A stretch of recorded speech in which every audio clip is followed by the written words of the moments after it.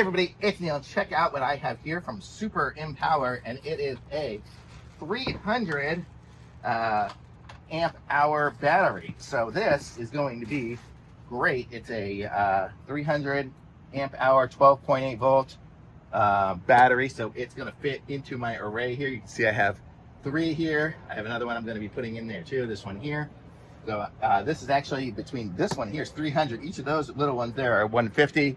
That's 100. So this is going to be the same as 2 of those. So I'm going to be able to squeeze some of that stuff and move it down a little bit. Stick this puppy in there, and it's just going to connect up just like everything else. You can see I can just put these in here. I don't know if it comes with the screws or not, but basically you just screw in. Although those are tight.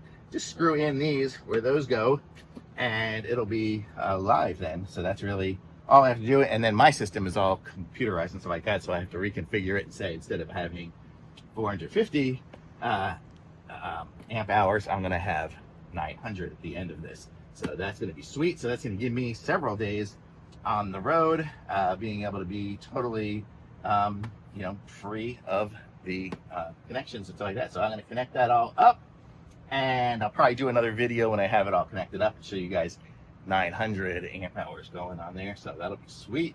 But so for now, very cool, and thumbs up. I like it. Okay, and here we are. It is connected into the power source. You see there, we have it connected on, oh, those 2 plugs there, here and there for the positive and negative. It goes back into our inverter.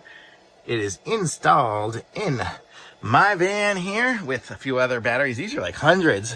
So these are small ones compared to that. That's a 300. That's awesome. That one there is as much power as 3 of these. I wish I had a couple of those instead. But then these ones here, I don't know what these are. These are even smaller. But total now, I have a lot of power because of that. There, that one is super duper. Love it.